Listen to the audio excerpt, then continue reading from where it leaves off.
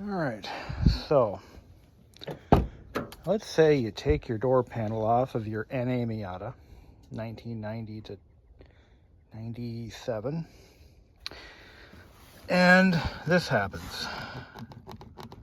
Uh-oh, what do you do?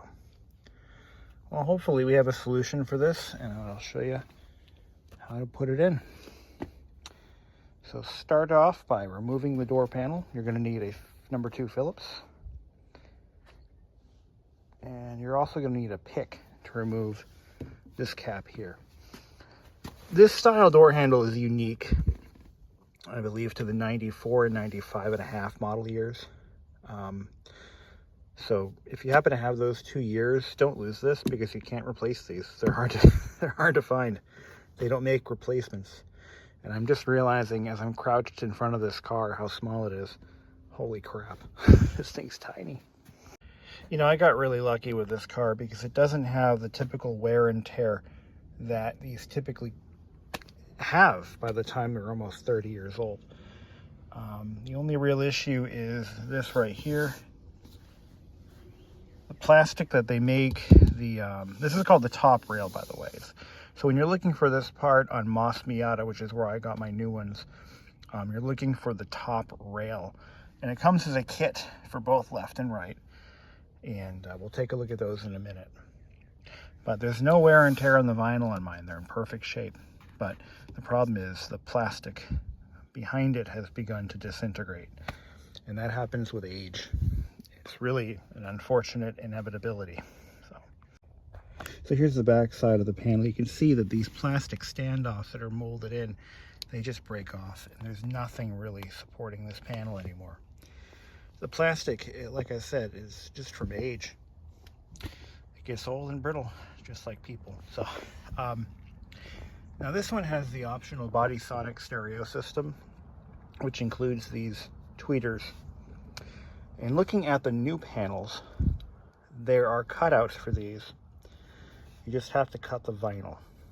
So I'm going to show you what we're going to do for that. So let's take this down to the basement. And we'll see what it's going to take to do the job. All right, so I've got the new one right here. And you can see that there's a cutout right here for the tweeter. So we'll have to maybe peel this out from behind and cut the vinyl from the back so that we get it right with a sharp razor blade. It's unfortunate that this happens because the replacements, as it's great that these are available, the vinyl is not as good as the OEM vinyl. But they did make some improvements to the design. If you take a look at the back, you'll notice that where the screws are, they actually put these molded plastic blocks, or actually it could be wood or something. But whatever they used, there is no longer the problem that really thin mounting point. It's a much wider area. So this damage will never happen again, more than likely, which is fantastic. We might have to reuse these window seals. I'm wondering if I was supposed to buy new ones. I'm not really sure about that. All right, so I made sure to take this off of the old one. And now we're going to work on cutting out the speaker. You're going to have to pull a couple of staples out when you take the old one off. And yeah, so keep an eye on that. I'm going to use a little bit of, no, actually I don't have any hot glue left. I was going to use that to hold everything in place while I work on it, but I don't have any hot glue left, so that's not going to happen. I'm glad that this product exists, but my first impressions aren't spectacular. Just trying to be nice. So let's go ahead and, only because, like, there's no provision for reusing the window seals. I feel like that would be a crying shame to not put those back on. So what I'm going to do is I'm going to do my best to reattach them. So we're gonna remove these by pulling the tabs, and at least that's my plan. I'm gonna see these tabs? They're folded over in the back. So I'm gonna reuse those tabs by bending them back and pulling these off. I need to put those back on. Well, the thing is, you know, I would have paid $100 more for a better fitting panel. Honest to God. I would have paid more if there was a better option. And the sad thing is, see, look at this. It doesn't quite make it. Not exactly. It's just not. It's not OEM grade. I had to trim. Well, I probably could have slid this back, but yeah, I'm not too impressed. But it's the only option. It's one of those situations where, you know, you can't just go to a junkyard and buy this. The thing is, if you buy one from a junkyard, it's going to be broken. My car's low miles, well cared for, garage kept. It's a freaking what do they call it? It's a cream puff. And mine had broken panels, not because of abuse, but because they just disintegrated. So if I went to a junkyard, I would have gotten more of the same. But I mean, what are you gonna do? It's as good as it gets. So now we have to make sure that that aligns up with the door panel or the door card. So I've got to test fit the door card first, snap it in position, and then mark off where it's going to sit. And then I can screw it together. I won't be doing the driver's side because it's not broken. And yeah, we're not going to do the driver's side. We're going to just do the passengers. So I've gone ahead and put a couple of tick marks for alignment purposes because these aren't exactly the same dimensions as the originals. Let me just pop that snap in. Get that one in. Okay, here we go. So now we can get everything aligned properly. Now it looks like I screwed up these marks. That's okay, they'll come off. Put a little bit of alcohol. A little too tight there. Yeah, OEM is best. That's the moral of the story. If you can get new OEM parts, do it. Avoid aftermarket in most cases, unless it's made by IL Motorsports. Now these are made by I really don't know who makes these. I think they're a Miata exclusive though. You know, I really do. So I'm gonna put the marks here instead. There and there. So the inside of those marks. So once I get the screws in, it should fit like a glove. But I'm not in any mood to do the driver's side because I don't want to go through this again. So I'll save the other panel for the event where I'm going to need it. And I think once I put some dressing on this, it'll match the original leather pretty well, the original vinyl. But I mean, I couldn't get this perfect if I tried, and I did. So, I mean, not too bad, not too great. All right, so we shot it full of screws. Those are all included, by the way. And we stapled the tail end of this leather or vinyl to the back. That's how you do it. I wish I could have done a better job on the window seal, but it's beyond my control, unfortunately. The, you know, good alignment jigs and things. Some of these little tasks are kind of difficult.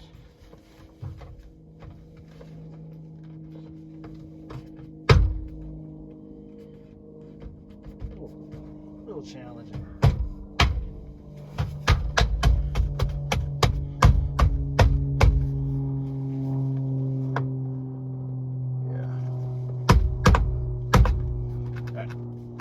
That one won't go in. Oh well.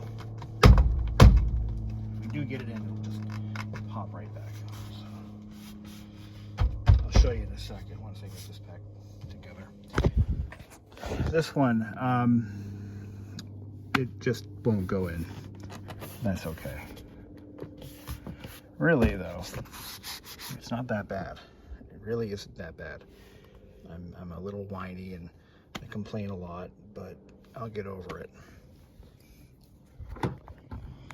The, it's one-handed, guys. Yes, I can. Yes, I can. There we go. Put that back in. I mean, we solved the problem. I mean, the upper door panel is no longer falling off the car. I guess I'd be more satisfied if my original uppers were in really bad shape. But mine were actually in pretty good shape overall. They really were. There was nothing cosmetic wrong with them. So yeah, I'm a little pissed. It falls short a little bit. No one's really going to notice, but I will.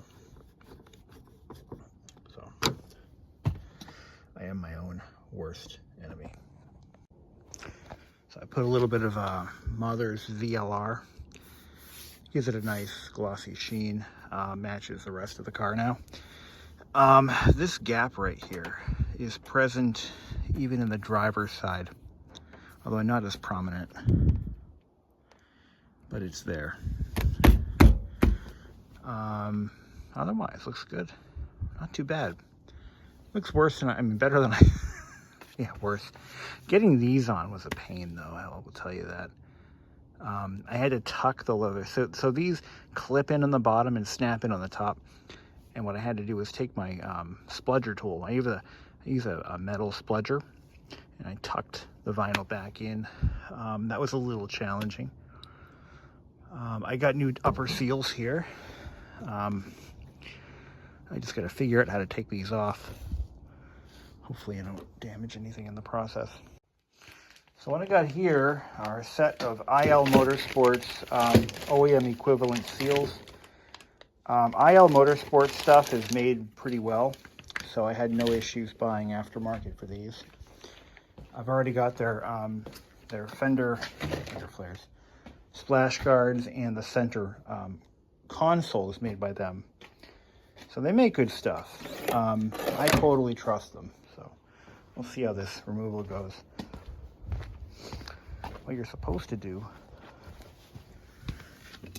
is take a pick, and there's a little cap here. You gotta remove this little, well, get that in frame here. This cap is supposed to come off.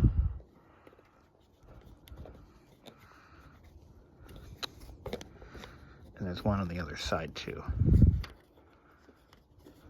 And just work it off. Trying not to scratch the paint at the same time. Here we go. And that comes out like that.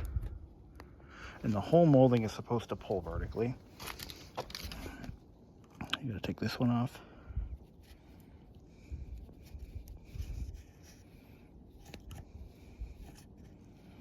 They actually make a tool for this.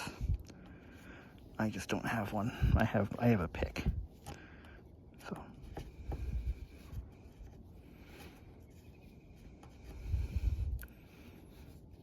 me try something else.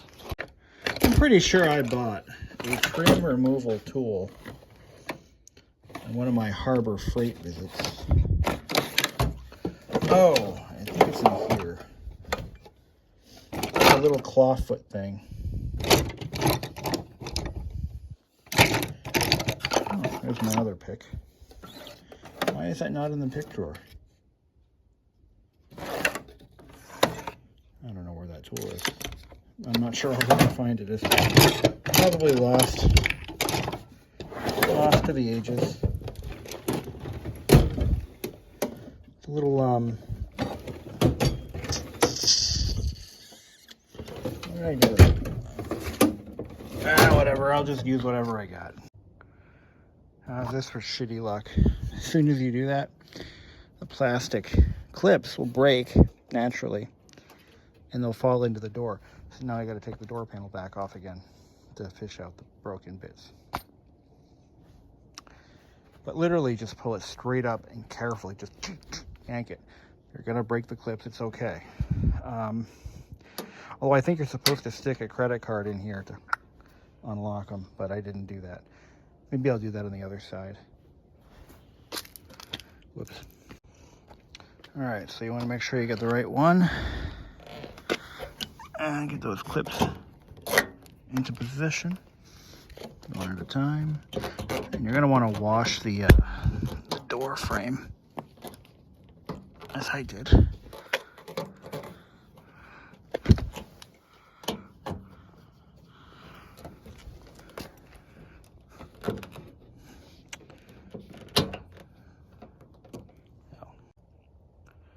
Okay, this is what a new seal looks like when it's installed properly.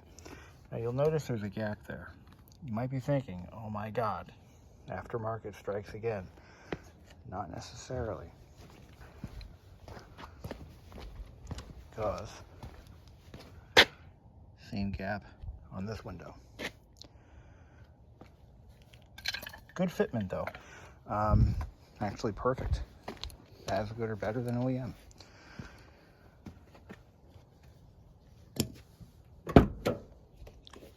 And the little bits of plastic that fell in don't rattle.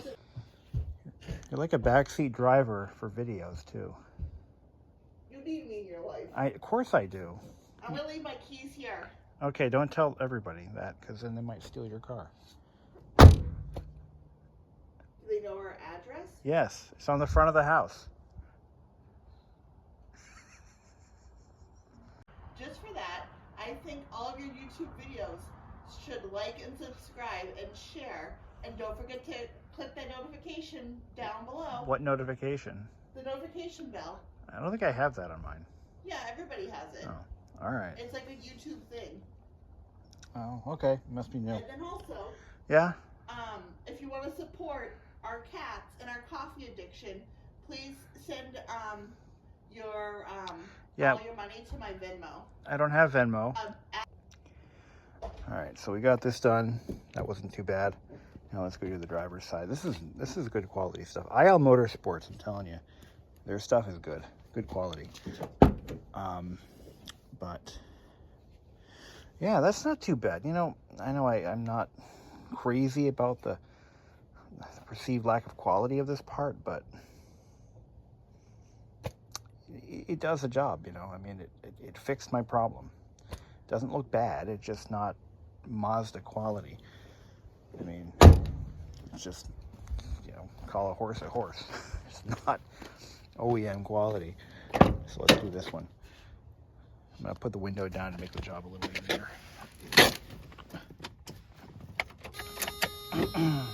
Here we go.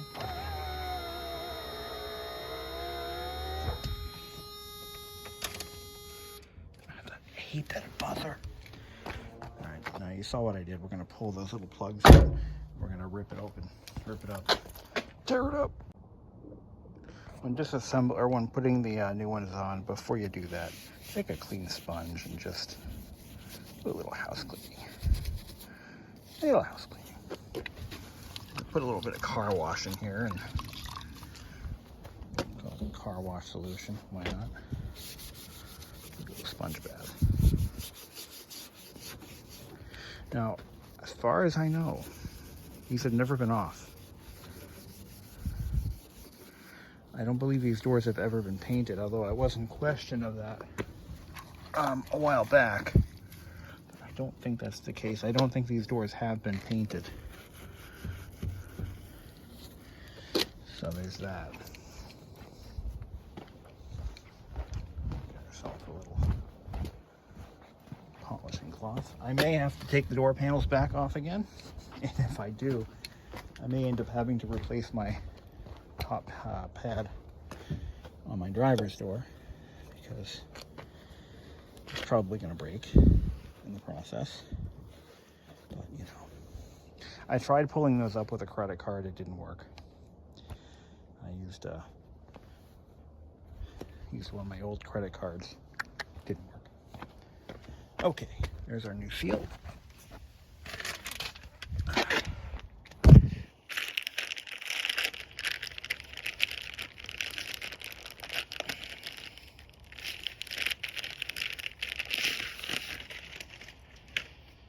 Okay, now it's obviously yellow is the front.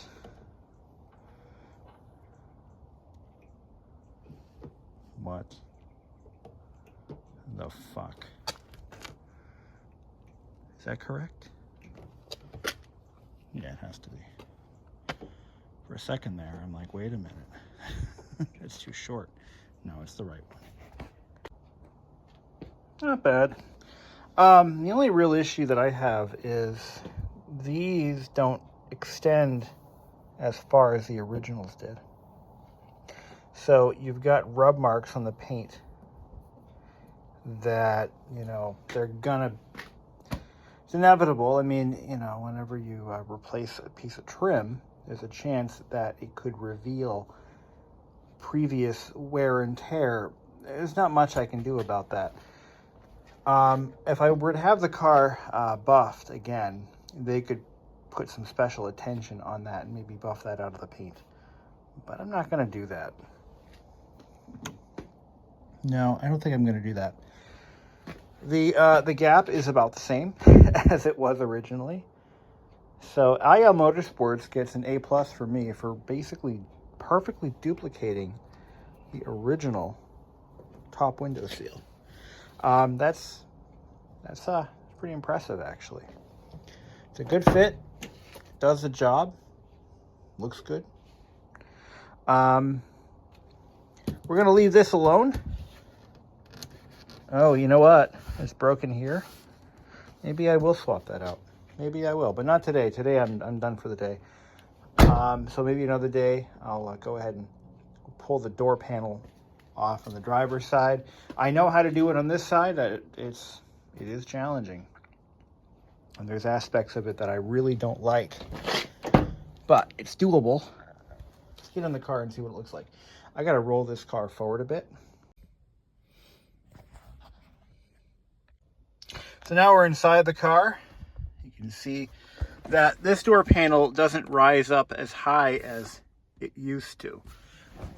Whereas in this one, you know, it's damn close. I mean, it's almost perfect, but you know, it's not perfect, and nor will it be. But if I do the driver's side too, which I'm at this point, I think I'm gonna definitely go ahead and do. Yeah, the end result will be much more palatable because they'll both match, and that's that. So I'm gonna try to do a better job of the inner window seal. Now that I've done one, I think I can do it again. But door close is nice. I mean, it's nice and tight. You don't hear any rattling or vibrating, so that's good. But not bad, not bad. I mean, hey, it's a 30-year-old Miata. What are you gonna do, right? The parts are what they are. This is the IL Motorsports center console. I love this console. It gives you a pocket here for pens, pencils, what have you. Maybe your phone. Put your phone. Oh yeah, I'm using my phone to film. But you can put your phone here if you want to. You can get all this storage here that you didn't have with the original one. The original one had a very small compartment. The window switches are moved here where they're more easier to get to. I mean, this just makes more sense, right? Cup holders are no longer where you don't want them. They're away from the shifter, so they're not in your way.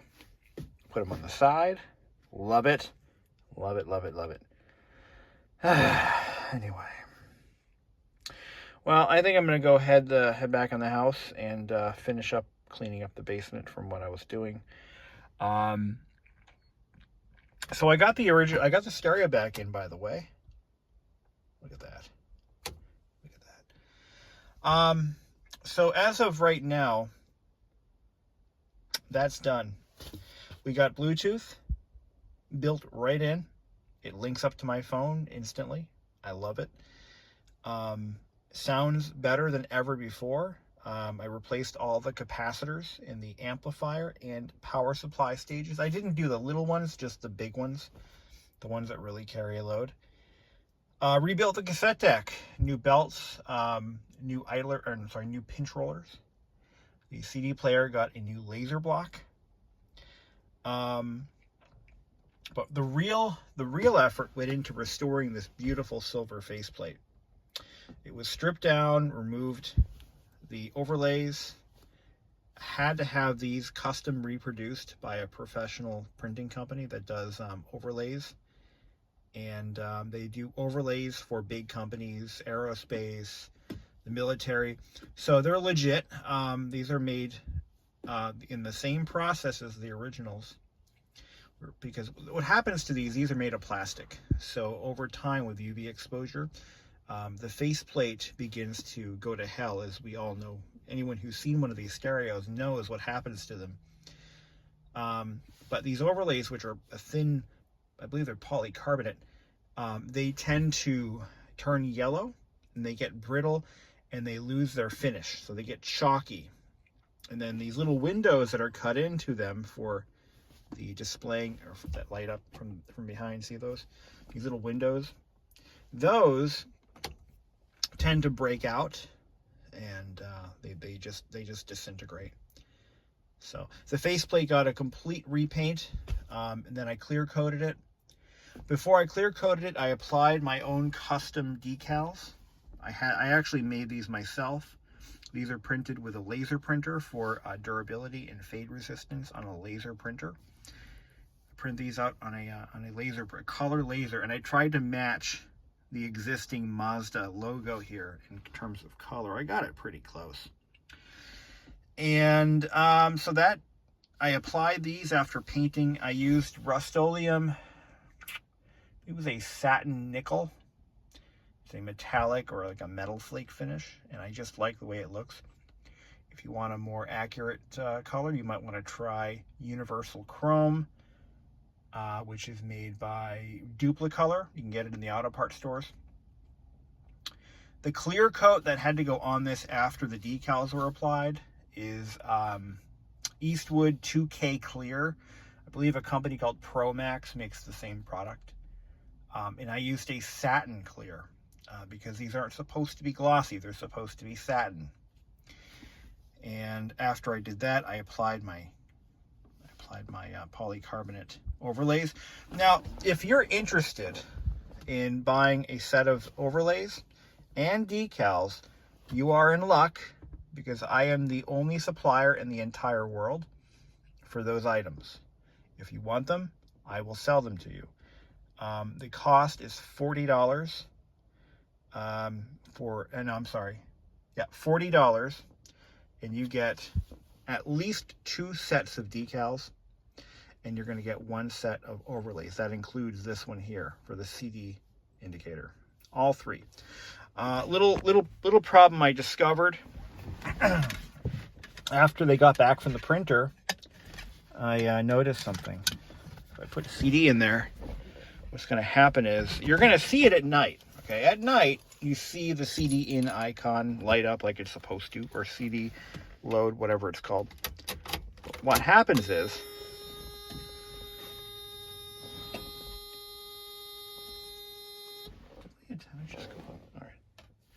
put a CD in there.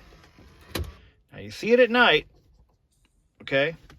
But in the daylight, you don't see it. I like how it remembers the track that it was last on. That's pretty clever. But yeah, that right there, you see it at night, but not during the day. I'll put the lights on so you get a better look at it. It's all lit up. Pretty nice, though. Pretty nice. I like it. So the CD optical block was replaced, and now the CD player works perfectly. Exactly as it's supposed to. Okay?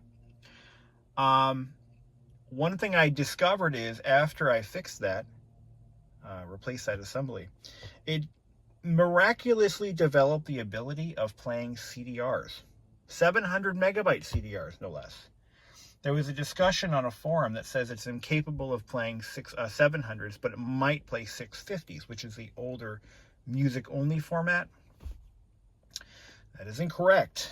It will play 700s. Cleanly, no less.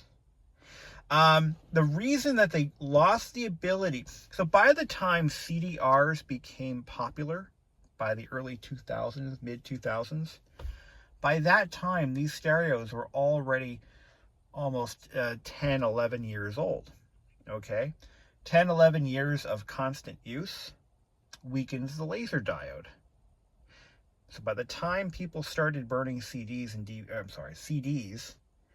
for music, the CD players in these cars had already lost its ability to, it lost some of its original abilities to read CDs.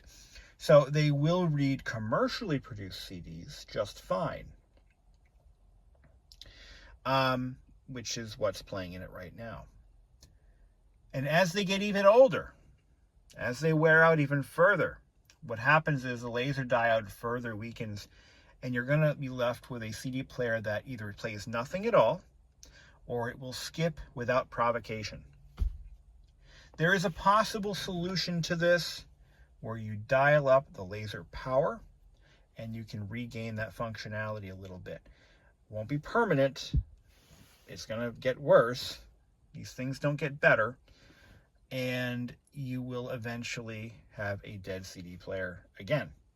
So what I did is I jumped the rope, the little thing at the bank. I jumped the rope at the bank, so to speak, and I bought an entirely new optical block with 0 hours on it, fresh from the factory, well, fresh from the warehouse, that it had been sitting in for over 25 years.